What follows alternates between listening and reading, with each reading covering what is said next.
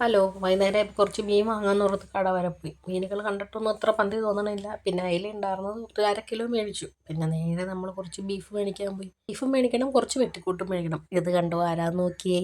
എന്നും വൈകുന്നേരം വന്നിരിക്കും പാവാന്നാണ് ആ ചേട്ടൻ പറഞ്ഞത്. പിന്നെ ബീഫും വെട്ടിക്കൂട്ടും മേടിച്ച് നേരെ പോകുന്നതിന് നമുക്ക് കപ്പ മേടിക്കണം.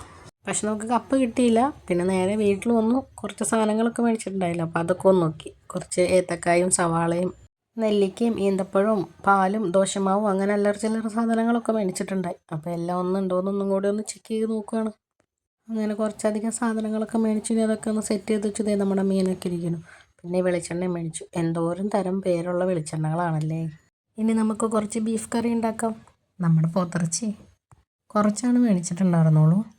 ഈ പോത്തും കാളയും പശുവും അങ്ങനെ കുറേ ഇറച്ചികളുണ്ട്. അതിനകത്ത് നമ്മൾ പോത്തിറച്ചി തിരിച്ചറിയണം എങ്ങനെയാണെന്ന് ചോദിച്ചാൽ അതിൻ്റെ ഇറച്ചി നല്ല ചുവപ്പായിരിക്കും എന്നൊക്കെയാണ് പറയണത്. പിന്നെ ഈ ഫാറ്റിൻ്റെ കളർ വ്യത്യാസവും അങ്ങനെയൊക്കെ പറയുന്നുണ്ട്. പിന്നെ കുറച്ച് വേവും കൂടുതലായിരിക്കും. കറീനെക്കുറിച്ചും ഒന്നും അറിയാതെ അത് ഉണ്ടാക്കി വെക്കുന്ന തിന്നാനും കുറ്റം പറയാനും മാത്രം പോയിരുന്ന ഒരു കാലം ഉണ്ടായിരുന്നു. ഇന്നലെ ഉണ്ടാക്കിയപ്പോൾ നല്ല ടേസ്റ്റ് ആയിരുന്നല്ലോ, അല്ലെങ്കിൽ അന്ന് ഉണ്ടാക്കിയപ്പോൾ നല്ല ടേസ്റ്റ് ആയിരുന്നല്ലോ, ഇപ്പോൾ ആ ടേസ്റ്റ് കിട്ടാറില്ലല്ലോ എന്നൊക്കെ പറഞ്ഞിരുന്ന ഒരു കാലം. നമ്മളോ അത് ഉണ്ടാക്കി വരുമ്പോഴാണ് നമുക്ക് അതിനെക്കുറിച്ചൊക്കെ മനസ്സിലാവുള്ളൂ. പിന്നെ യൂട്യൂബ് ഉള്ളത് കൊണ്ടാണ് അന്നും ഇന്നും ഞാൻ എന്തെങ്കിലുമൊക്കെ ഉണ്ടാക്കി ഇങ്ങനെ കഴിച്ച് ജീവിക്കുന്നത്. പാചകത്തിനെക്കുറിച്ച് എന്ത് സംശയം വന്നാലും ഞാൻ ആദ്യം നോക്കുന്നത് യൂട്യൂബായിരിക്കും. പിന്നെ നമ്മൾ ചില സംഭവങ്ങൾ ആദ്യമായിട്ടൊക്കെ ഉണ്ടാക്കുമല്ലേ, അപ്പോഴും ആദ്യമൊക്കെ ഇങ്ങനെ അമ്മേനെയൊക്കെ വിളിച്ച് നോക്കുമായിരുന്നു.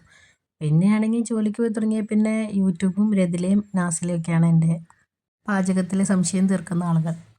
അവർ രണ്ടുപേരും നന്നായിട്ട് ഫുഡ് ഉണ്ടാക്കും. എരിക്കാനും പൊരിക്കാനും ഇന്ദുമദ്യം പിടിക്കുക എന്നൊക്കെ പറയും പോലെ രതിലയുടെ ബീഫ് കറി മോരുകറിയൊക്കെ ഭയങ്കര ടേസ്റ്റാണ്. നാസിലാക്ക് ഫിഷ് ബിരിയാണിയും ബീഫ് ബിരിയാണിയും ഒക്കെ ഉണ്ട്, അത് വെരി ടേസ്റ്റിയാണ്. ഇപ്പോഴും ഓരോന്നും ഇങ്ങനെയൊക്കെ തന്നെയാണ് ഉണ്ടാക്കേണ്ടതെന്ന് എനിക്കറിയില്ല. എന്നാലും നമ്മൾ കുറച്ച് ഒരു അനുഭവ സമ്പത്ത് കൊണ്ട് ഉള്ളൊരു സംഭവം ഉണ്ടല്ലോ, അതുകൊണ്ടാണ് ഇങ്ങനെ മുമ്പോട്ട് പോയിക്കൊണ്ടിരിക്കുന്നത്. ഇത് ഞങ്ങൾ ഇടി മസാല എന്നാട്ടോ പറയണത്. ഇടി തരുന്ന മസാലയല്ല, ഇടിക്കേണ്ട മസാല, അതായത് ഇങ്ങനെ ചതക്കേണ്ട മസാല. അപ്പോൾ അതൊന്ന് വറുത്തിട്ടും ചതച്ചെടുക്കാം. പിന്നെ ശുദ്ധമായ വെളിച്ചെണ്ണ ഒഴിക്കാം. ശുദ്ധമായിട്ടുള്ള കുറേ വെളിച്ചെണ്ണയുണ്ട്, ഏതൊക്കെയാണോ എന്തോ ശുദ്ധവും അശുദ്ധവും. പിന്നെ അരിഞ്ഞ് വെച്ചേക്കണ ഈ കണ്ടമാന സാധനങ്ങൾ കുറച്ച് ഉപ്പിട്ട് അങ്ങോട്ട് വഴറ്റി കൊടുക്കാം. ഇത് നല്ലപോലെ വഴണ്ട് അടി കത്ത് പിടിക്കണേക്കാൾ മുമ്പ് മസാലകളൊക്കെ അങ്ങോട്ട് കൊട്ടി കൊടുക്കണം. സ്റ്റൈലിന് വേണ്ടി നമുക്ക് ഓരോന്ന് ഇട്ട് കൊടുക്കാം. പക്ഷെ ഞാൻ ഓരോന്ന് ഇട്ട് കൊടുക്കാൻ എല്ലാം കത്തിപ്പോവും. അതുകൊണ്ടാണ് ഞാൻ ഒറ്റയടിക്ക് എല്ലാം കൂടി കൊടുത്തത്. ഇവിടെയാണെങ്കിൽ കാക്കകളും കിളികളെ കൊണ്ട് തൊല്ലയാണ്. കിളികളൊക്കെ ആണെങ്കിൽ രാവിലെ തന്നെ ജനലിൽ വന്ന് മുട്ടുക, ശല്യം ഉണ്ടാക്കുക. ഞാൻ വിചാരിച്ചു ചില്ല് പൊളിച്ചിപ്പോൾ ഇപ്പുറത്ത് വരുന്നു. അങ്ങനെ ഏകദേശം വലിയ കുഴപ്പമില്ലാത്തൊരു ബീഫ് കറി നമ്മൾ തയ്യാറാക്കിയെന്ന് ഞാൻ വിശ്വസിക്കുന്നു. ഇതെന്താ സംഭവം എന്ന് അറിയാമോ? ഇതാണ് വെട്ടിക്കൂട്ട്. ഇത് നമ്മൾ ഇറച്ചിയൊക്കെ മേടിക്കാൻ പോയിട്ട് വാങ്ങിക്കൊണ്ടതാണേ. വെട്ടിക്കൂട്ടി ഇറച്ചിക്കടയിൽ വെച്ചേക്കുന്ന സംഭവമാണിത്. വെറുതെ അല്ല ഞാനിത് വാങ്ങാൻ നേരത്ത് ആ പട്ടിക്കുട്ടി അവിടെ നിന്നത്. അതിന് കഴിക്കാനുള്ളതായിരിക്കും ഞാൻ മേടിച്ചുകൊണ്ട് പോകാനെന്ന് വിചാരിച്ച്. പക്ഷേ ഇതിൻ്റെ അകത്ത് എല്ല് കുറവുണ്ടായിരുന്നുള്ളൂ കേട്ടോ. എല്ലും കപ്പയും എല്ലും വെട്ടിക്കൂട്ട് അങ്ങനെ കുറേ പേരുണ്ട്. പക്ഷെ ഞങ്ങൾ കോതാങ്കലംകാർക്ക് ദേശീയടാണ്. നമ്മുടെ കോതാങ്കലത്തെ തട്ടുകടയിലൊക്കെ എന്തായാലും ഈ ഒരു ഐറ്റം ഇല്ലാത്ത കടകൾ കുറവായിരിക്കും.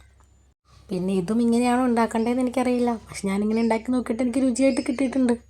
ഇതിന് ഇറച്ചിനേക്കാളും കൂടുതൽ വേണ്ടത് എല്ലാണ്. പക്ഷേ ഇതിനകത്ത് ഇപ്പോൾ എല്ല് കുറച്ച് കുറവാണ്, അല്ലാത്ത പാർട്സാണ് കുറച്ച് കൂടുതലുള്ളത്.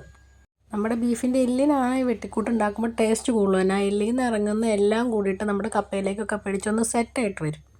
നല്ല ടേസ്റ്റി ഫുഡാണ്. നല്ല എല്ലൊക്കെ ആണെങ്കിൽ നമ്മുടെ കയ്യിൽ നെയ്യും മണവും അതുപോലെ തന്നെ കുറേ നേരത്തേക്ക് ഉണ്ടാവും, എത്ര കഴിയാലും.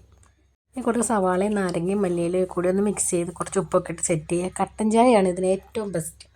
ഇവിടെ വന്നപ്പോഴാണ് ഇതിൻ്റെ പേര് വെട്ടിക്കൂട്ടെന്നാണ് ഞാൻ മനസ്സിലാക്കിയത്. ചൂടൊന്നും കാര്യമാക്കുന്നില്ല, പെക്കാപ്പയ്ക്കും ഇഷ്ടമാണ്. അപ്പോൾ ഞങ്ങൾക്ക് എല്ലാവർക്കും ഇഷ്ടപ്പെട്ടു. അപ്പോൾ അത്രേ ഉള്ളൂ. Tata, bye bye.